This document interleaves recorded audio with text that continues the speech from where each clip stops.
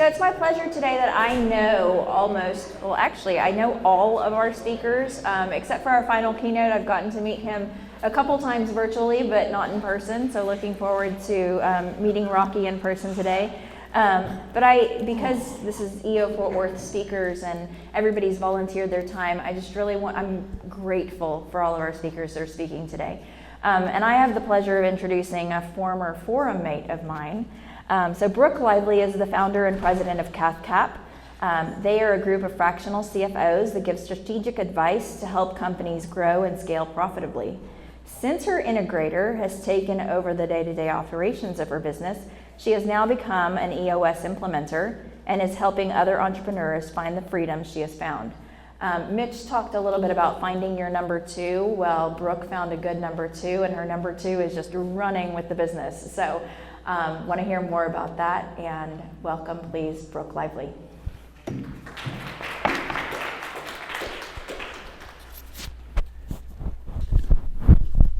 All right, I want to take you back kind of circa 2009.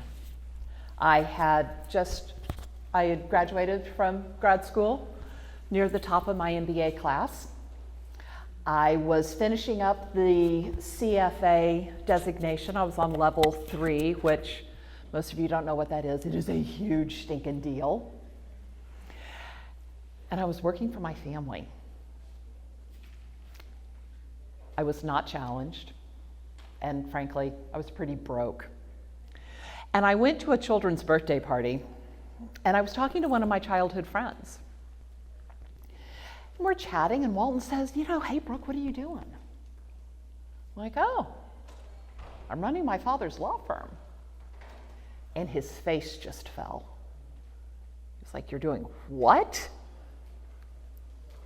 And then he said the sentence that I will never forget, even 15 years later: you can do so much more than that. And he was right. And I was crushed. And I was crushed because I knew that he was right. I could do so much more than that. And I realized that I needed to make some kind of change. And so I founded CathCap a couple of years later. And when I founded it, I knew that it needed to be a slightly different type of company. It needed to be profitable. It needed to serve my purposes. Profit is about more than just money. Now I have a role that enables me to travel constantly. I'm making multiples of what I was making for my family in terms of money. I'm constantly challenged. I'm learning new things that help my team. They help my clients, and they help my clients' clients. And I'm building equity in a company that I'm going to be able to sell in a few years. I'm already getting offers for it. CathCap's profitable, and I believe that there's more to profit than money. And I believe that every founder has the right to establish their own definition of profit. So for the next 15 minutes, 20 minutes, I want to share with you what putting this into practice looks like. And there are 3 different parts. The first is profit. How do you personally define profit? The second is all about practical tips that help you increase the value of your company. And the third is getting your company sale ready, and why a company that is ready to sell is the company you want to own today. So let's go look at that first one. There are a couple of things about the entrepreneurial community that really bug me. The first one is our absolute obsession with top-line revenue. The Inc. 5000 does it. EO does it, right? Got to have $1 million to be a member. Guys, revenue is vanity. Profit is sanity. Right? So when we're looking at this, when we're looking at our top line number, oh, is that the problem? I thought the computer was the problem. Okay. So the other thing that we hear all the time is grow, baby, grow. Grow that revenue number. How big can you make it? How fast can you grow it? Frankly, I don't really care.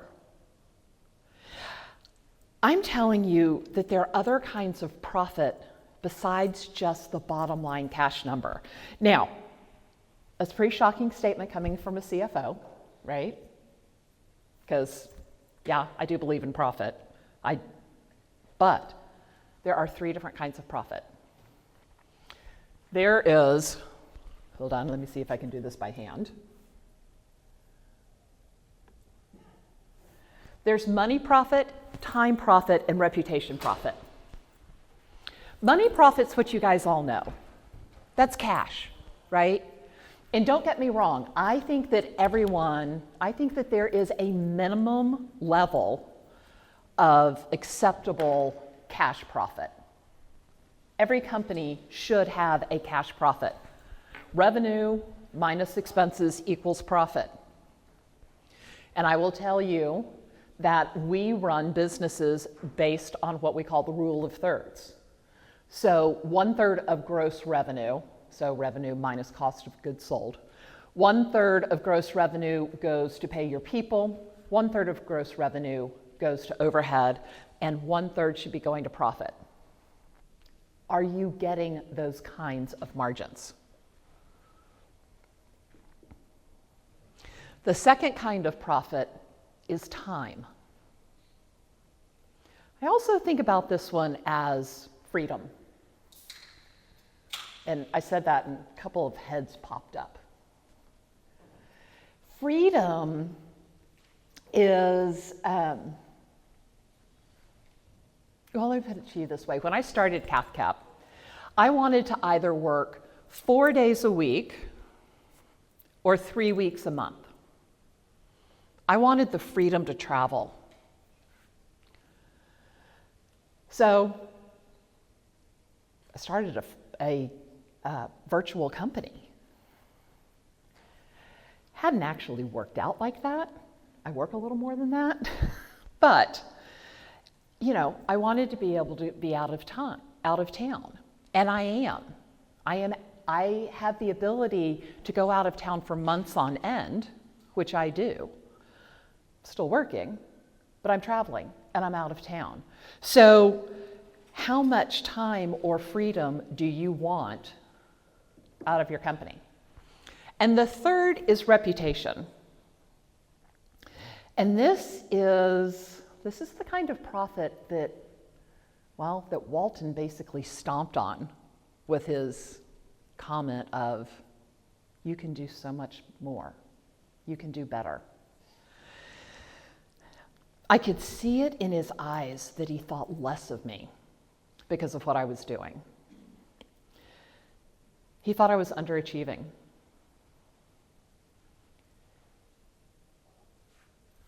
His opinion of me went down. Now, do I really care what Walton thinks of me? Well, no. Well, I mean, yeah, kind of.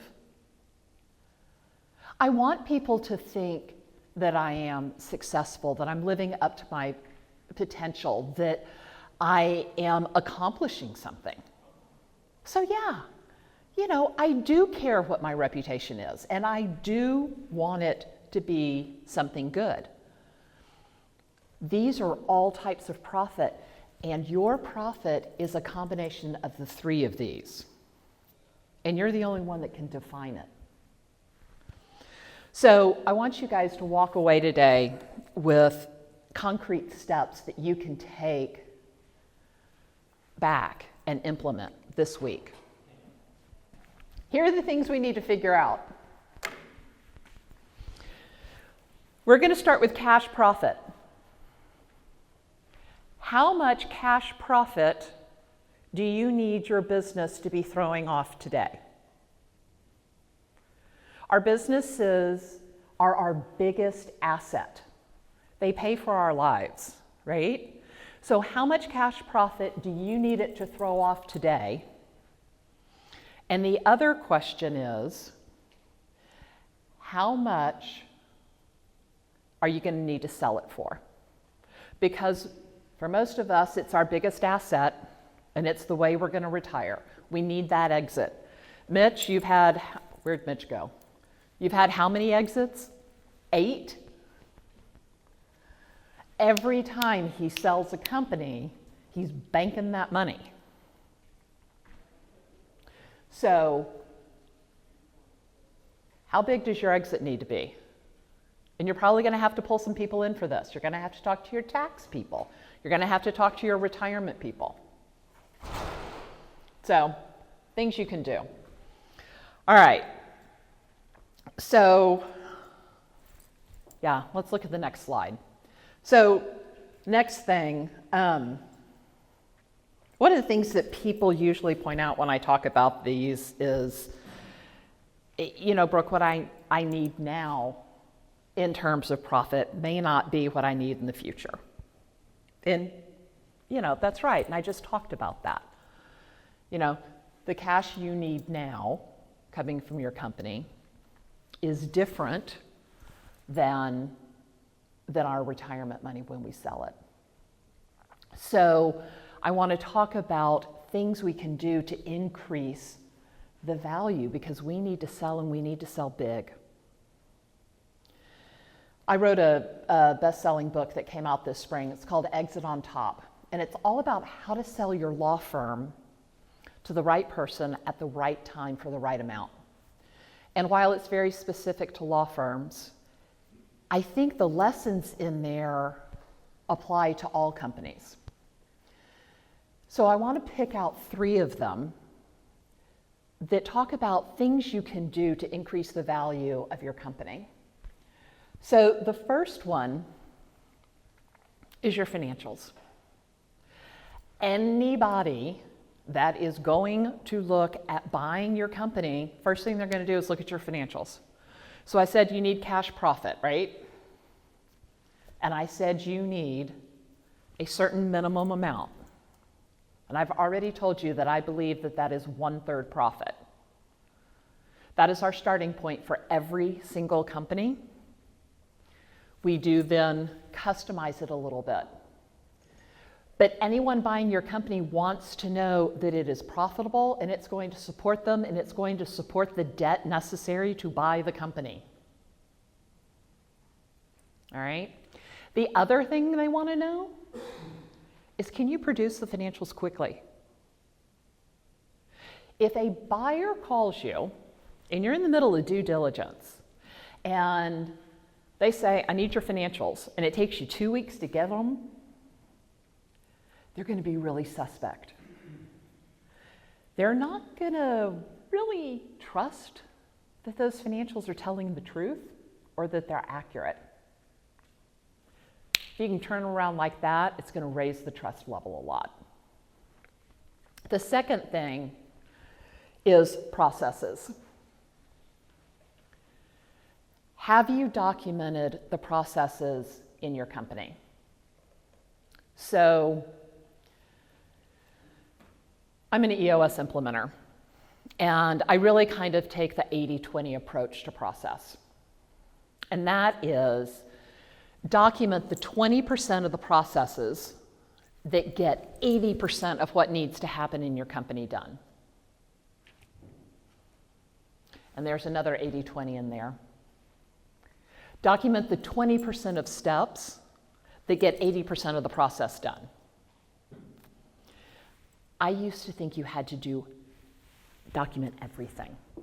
Like, I literally was originally taught that when you write out a process, you have to have pictures of everything. There has to be an arrow pointing to the enter button. Anybody ever seen a process like that? Yeah, those are hell. So if you haven't ever read Process by Mike Payton, it will really change the way you think about it. Because if you are trying to write your processes down and you've got the little arrow to the enter button, 3 things are going to happen. 1, it's going to be so stinking overwhelming you're never going to get it done. 2, you're going to end up with a 700-page SOP manual that's going to do nothing but sit on people's desks and gather dust because no one's ever going to dig into it. And 3, God forbid you change a vendor or change software. The thought of updating that beast is a nightmare, right? So, what are the processes in your company? Anyone buying your company wants to know that if something happens, that if you, the owner, walk out, that if you lose that really important number 2, that if you have a mass walkout of employees, that they still have the knowledge to be able to continue to run the company. That's why it's so important. All right, the third one is, what are you doing? In my book, I talk about the seven different parts of a company. And there's a quiz, and it helps owners evaluate where they need to spend their time and what they need to work on to increase the value of the firm. The last question in every single section is, on a scale of 1 to 10, with 1 being all your time and 10 being none of your time, how much of your time do you spend getting this done? How much of your time do you spend in this particular area of your business?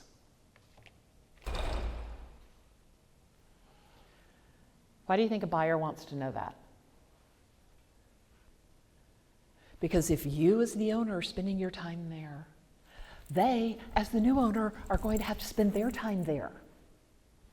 Or they're going to have to hire somebody to spend their time there, which means they're going to take home less money. So the company is less valuable. So where are you spending time in the business? The first one is really look at where you're spending the time in your business and ask yourself this question. Are you spending the time there because you want to or because you have to?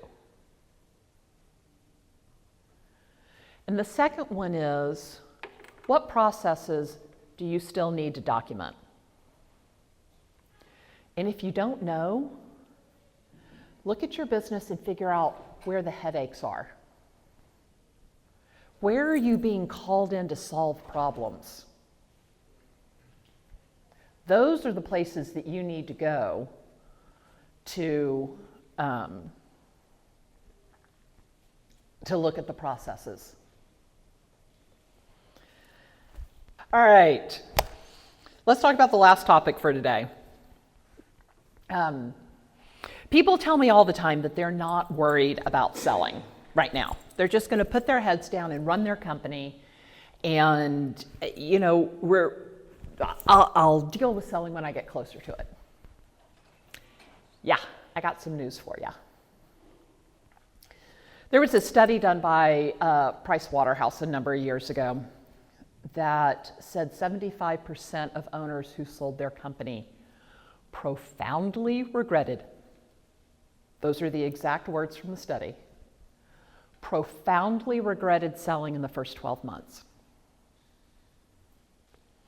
So I spoke at EO Deal Exchange in September, and I had this statistic in my book, and I had dug into it there, but I really dug into it for my speech in September. And I talked to a ton of EO members who had sold and regretted it. And here's what I found. The people who regretted it, almost every single one of them, had not been planning their exit. They had gotten mostly unsolicited offers, and they sold. The people who had not planned their exit were the ones that regretted it. So if nothing else, start planning your exit now so you don't end up in that 75% club, because that is a club you do not want to be in. I had people telling me about an exit they had 15 years ago that they regretted. So here's the next reason why I don't like the deal with it later. And this is going to need some help because this one has animations. All right, so next slide. When you sell, it takes time. You need about 3 years of really clean, really profitable financials. All right, wait, hold on, don't go quite so fast, but that's all right. I mean, you can put it up now. If you don't have clean financials, it takes 2 to 3 years. If you can get your act together, okay, now you can put it up. It takes 2 to 3 years to actually improve your profitability, improve the way your company's running, to get those clean financials, right? And then let's say we've got the clean financials, we decide we're going to go to market.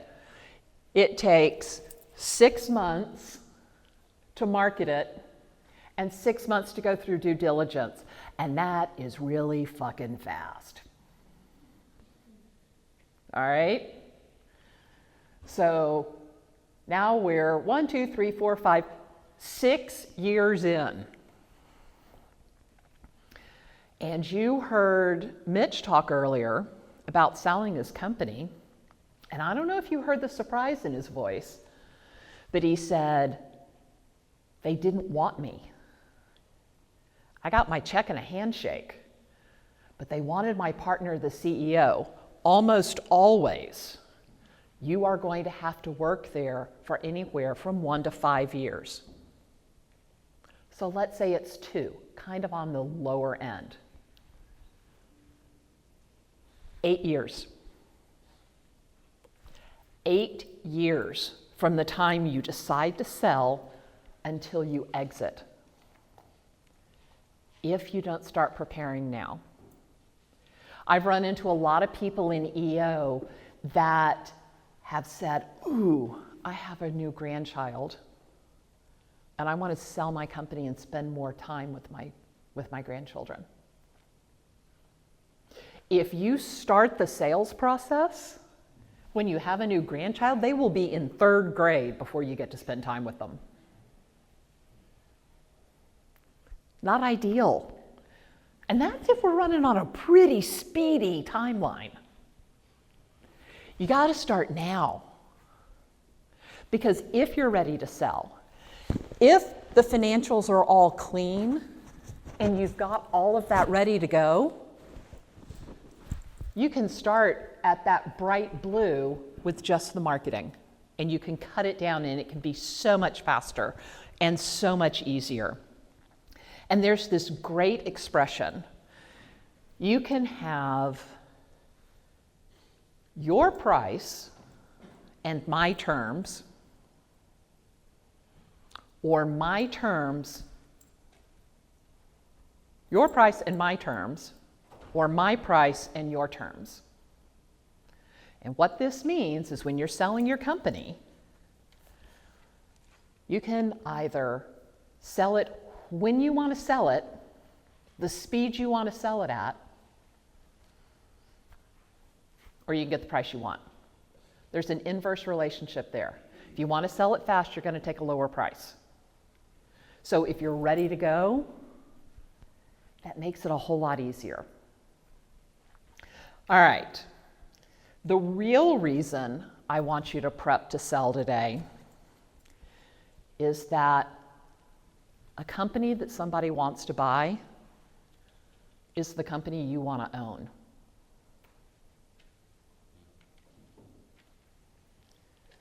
The company that somebody wants to buy throws off a lot of cash,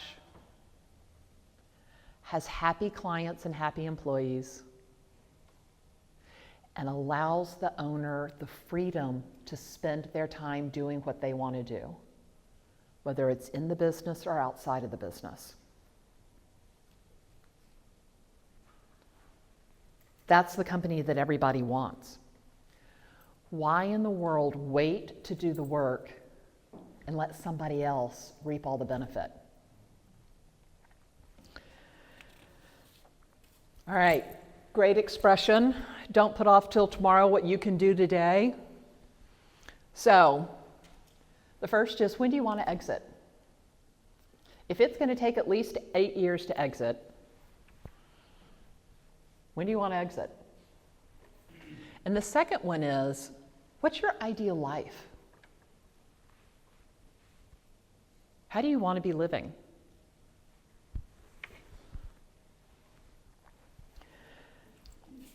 What changes do you need to make to be able to live that ideal life? All right, so I want to do an exercise. I want to take a couple of minutes, and I want you guys to think about what we've talked about. I really want you to think about the 3 different kinds of profit: money profit, time profit, and reputational profit. And I want you to start thinking about what your definition of profit is. How much money do you need or want? How much time or freedom do you want? And what do you want your reputation to be? And then the really important part of that is, what has to change? What do you have to do so you can achieve that? So for me, I wanted my number 2 to be able to take over the company so that I could get the free time that I wanted. There were a lot of changes I had to make, and they weren't easy changes. They involved a therapist. Pam and I were in couples therapy. Nothing like being in therapy with your number 2. But what has to change? What is your definition of profit? So as soon as we do this, I'm going to take some questions. So if anybody has a question, write it down now. But what's your definition?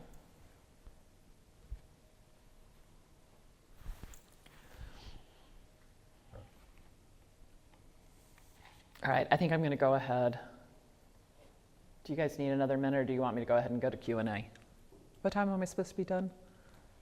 We're only a couple minutes over. Okay, then I'm going to go to Q&A, and I want to start with the one I get asked most often. And that is, what's the difference between the way I'm running my company now and running my company like I'm going to sell it? And I love this question because it's all about mindset.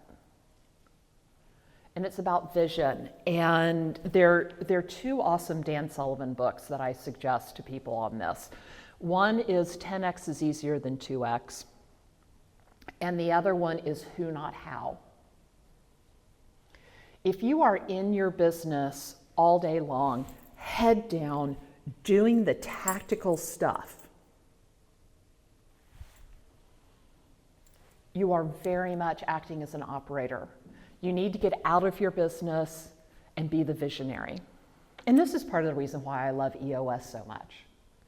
EOS allows you to do this. You step out and you say, this is the vision. This is where we're going. You get your entire team on board with the vision, and then you get traction. Everybody's rowing in the same direction.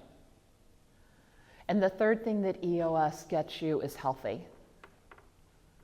You all share the same vision. You all have traction rowing in the same direction, and you're a healthy group of people that like each other and enjoy working together. And you have stepped out of the day-to-day, and you can drive all of this, and your team can be the ones that are executing. And that is the company that somebody wants to buy, where they can step into that leadership position. So do we have any other questions? Yeah. You said 2 books, 10x is easier than 2x, and what's the other one? who, not how. Yeah. When you first mentioned rule of thirds for profits, can you say what the rule of thirds was? 1/3 goes to your people, 1/3 goes to overhead, 1/3 goes to profit. Hey, Brooke. Yeah. Just a quick shout out. I went ahead just to do it. One of our partners back here, Ian, in the business, that's what their company, one of our SAPs does. Dustin, who's up here, that's what they do too. But I don't want to sell now, but just doing this, these guys, we've got 2 in the room, but just having my business done, I'm ready, and then Yeah. I can look. It could be now, it might not be ever, but at least Right, I know. you're ready. And I'm sure they told you the things you needed to do to make it more valuable. Yeah. You're cutting off big chunks of that timeline. All right, so one of the questions I get is, Brooke, in the past, I haven't been on the same page as my spouse. And can you help with that? And this happens a lot. So at the end of this, I'll put up a QR code, and it'll give you, if you scan it, it'll take you to what's called the Stakeholder Alignment Worksheet. And this is something that I developed with a PhD in traumatology. Didn't know that was a thing, but it is. And what it does is, and I really designed this for people who were selling, but I think it will work just to help you align your lives. It gives you a list of questions about what you want your future to look like. And what it means for you and your family and your company is that you can all be on that same page, have the same vision, and be working towards the same goals. Okay. I want you guys to picture a day when you have all the cash you need for today and for the future. Picture a day when people come to you for advice because of your impeccable reputation. And picture a day when you have the freedom to spend your time however you want. I want to circle back to that story about the children's birthday party and the comment that Walton made that so rocked my world. At the time, he pointed out the obvious. I was not living my most profitable life. So when I started my company a few years later, I was very conscious of my definition of profit. Money profit. Company had to support me now, and I need to be able to sell it to fund my retirement. I did things so that that would happen. My name is not associated with the name of the company. I knew that we needed to move as quickly as possible from me being the brand to something else. I couldn't be the face of the company. I implemented EOS when we only had 4 employees. And now my integrator runs the day-to-day business. And I just do a couple of speeches like this. That's all I do for the company. Time profit. I wanted freedom in the new company for myself and for my employees. So I started a virtual company. Everybody works from home. Everybody works remote. No one in my company has ever missed a recital, a school play, a Valentine's Day party, a field trip, or any other personal anything. That's important to me. Not just for me, but for my team. I used to have, when my nephew Walter was born, we had Walter Wednesdays, where I spent every Wednesday afternoon with Walter until he started going to school. That was the time profit that I wanted. And reputation profit. We are a helping company. We help our clients, we help their employees, and we make a difference in their lives. We become part of our clients' team and support them. And this and other aspects of who we are come through in our core values. So I want to leave you with one last thing. You deserve cash profit. You deserve time profit. You deserve reputational profit. Because you deserve your definition of profit. Thanks.